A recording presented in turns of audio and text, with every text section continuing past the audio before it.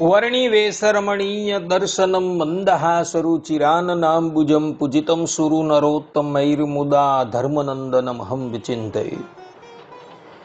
અસતોમા ષટ્ગમય તમસોમા જ્યોતિર્ગમય મૃત્યુર્મા અમૃતમ ગમય.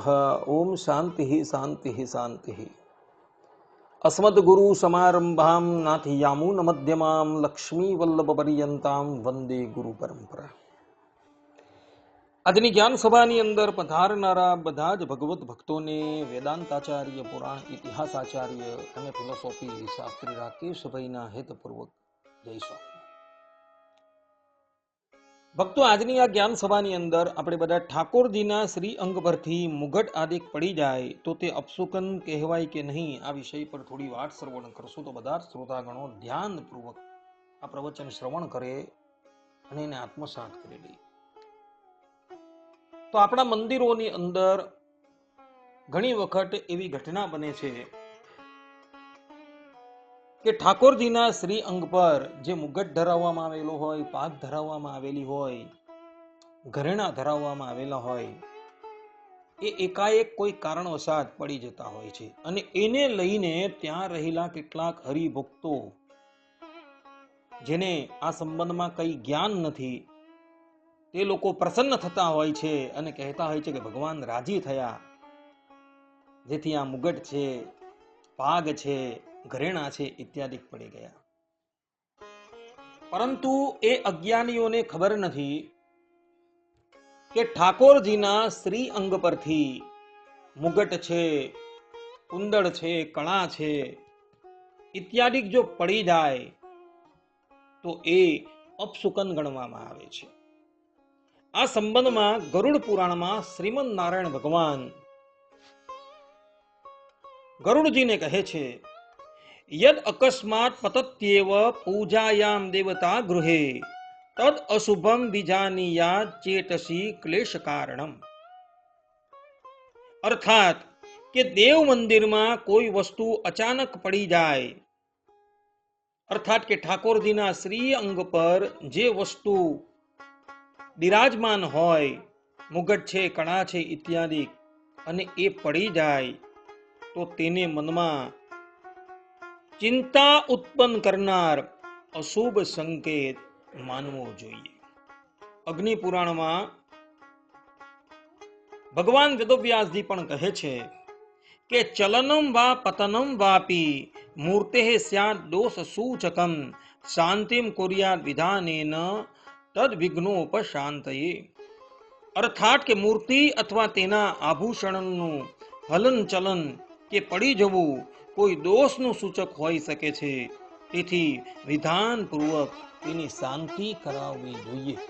આ પ્રમાણે ભગવાન વેદવ્યાસજી પણ અહીં સ્પષ્ટ રૂપે કહે છે કે ઠાકોરજીના શ્રી અંગ પર કોઈ આભૂષણ હોય અને એ હલન ચલન કરતા નીચે પડી જાય તો આ પ્રમાણેની પ્રક્રિયા એ દોષનું સૂચક હોય છે અને તત્કાલ એ સંબંધમાં શાંતિ કરાવવી જોઈએ. આ સંબંધમાં રામાયણ અર્થાત કે રામચરિત માનસ લંકા કાંડ પ્રકરણ 12-13 ની અંદર એક પ્રસંગ આવે છે. પ્રસંગ એવો છે કે ભગવાન શ્રી રામ સમુદ્ર પર સેતુ બાંધી લંકા પધારે છે અને લંકામાં એક સુબેલ નામનો પર્વત હોય છે. એ પર્વત પર એવો પોતાનું નિવાસ સ્થાન રાખે છે. એક દિવસની વાત હતી, ભગવાન શ્રી રામ સુગ્રીવ આદિક વાનર એ સુબેલ પર્વત પર બિરાજમાન હતા અને સંધ્યાનો સમય હતો.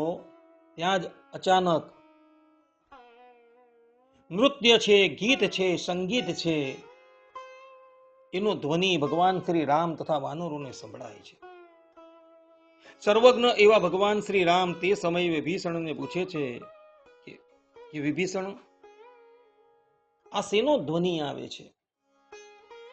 ત્યારે વિભીષણ કહે છે કે પ્રભુ, સંધ્યાનો સમય છે એટલે રાક્ષસ રાજ રાવણ પોતાના મહેલની અગાસીમાં પોતાના મંત્રી તથા પોતાની ધર્મપત્ની મંદોદરીની સાથે બિરાજમાન થઈ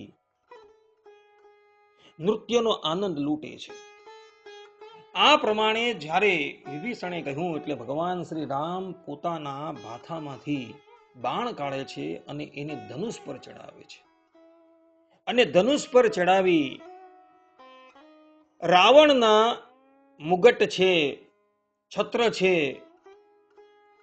અને મંદોદરીના કુંડલ છે એને લક્ષ્ય કરી એ બાણ ચલાવે છે. અને બાણ ચલાવતા જ રાવણનો મુગટ પડી જાય છે, એનું છત્ર ધ્વંસ થઈ જાય છે અને મંદોદરીના કુંડલ પણ પડી જાય છે. એ સમયે રાવણના મુગટ છે, છત્ર છે, મંદોદરીના કુંડળ એ ધરતી પર પડી ગયા.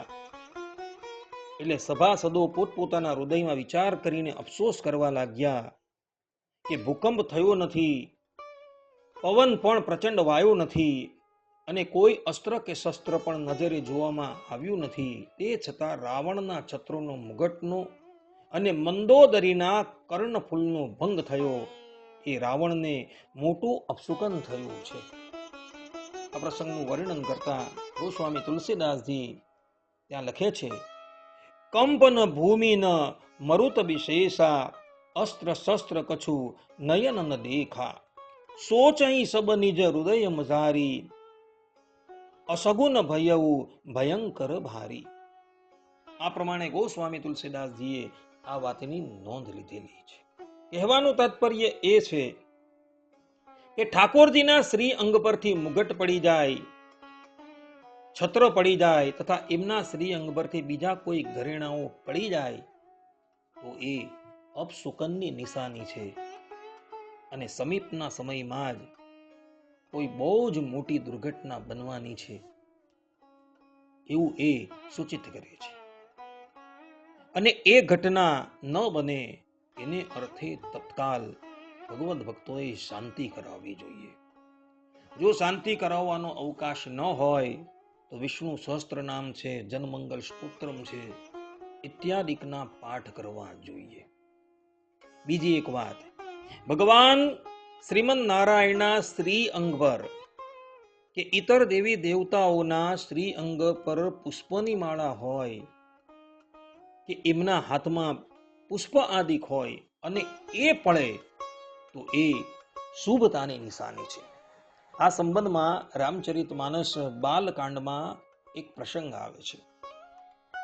ભગવાન શ્રી રામ, લક્ષ્મણ અને વિશ્વામિત્રજી જનકપુર પધારેલા હતા અને પુષ્પ વાટિકામાં ભગવાન શ્રી રામ અને સીતાજીનું મિલન થાય છે. એ વખતે સીતાજીનો સ્વયંવર હતો અને દેશાંતરોમાંથી બધા જ રાજાઓ મિથિલાપુરીમાં ઉપસ્થિત થયા હતા. સીતાજી ભગવાન શ્રી રામને જુએ છે એટલે એવો મનોમન એવો વિચાર કરે છે કે મારે કેવલ રામને જ પતિ બનાવવા છે. ત્યારબાદ સીતાજી દેવીના મંદિરમાં જાય છે અને જગદંબાની પૂજા કરે છે, આરતી કરે છે અને એમના ચરણમાં મસ્તક નમાવે છે. તે સમયે જગદંબાના ગળાની અંદર જે પુષ્પમાળા હોય છે એ પુષ્પમાળા સીતાજીના કંઠમાં હોય છે.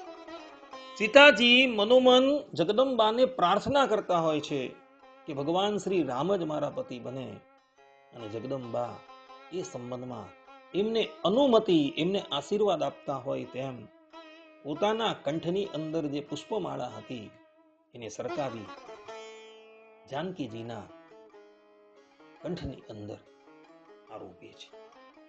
એટલે ઠાકોરજીના શ્રી અંગ પર જે પુષ્પ હોય, ફૂલ હોય અને એ જો પડતા હોય તો એ શુભ છે.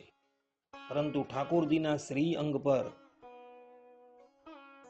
મુગટ છે, હાર છે અર્થાત કે સોનાનો હાર છે, કાનમાં કુંડળ છે, કળા છે ઇત્યાદિ જો પડતા હોય તો એ અશુભતાના સંકેત આપે છે. તો એની શાંતિ તત્કાલ કરાવી દેવી, ત્યાં હલ્લા બોલ કરવો નહીં. બધા જ લોકો આ વાત જે છે એ આત્મસાત કરી રાખે. આટલું કહીને હું મારા પ્રવચનને અહીં વિરામ આપું છું. સર્વે સંતુ નિરામયઃ, સર્વે સુખીનો ભવંતુ, સર્વે ભદ્રાણી પશ્યંતુ, મા કશ્ચિત દુઃખ ભાગ ભવેત.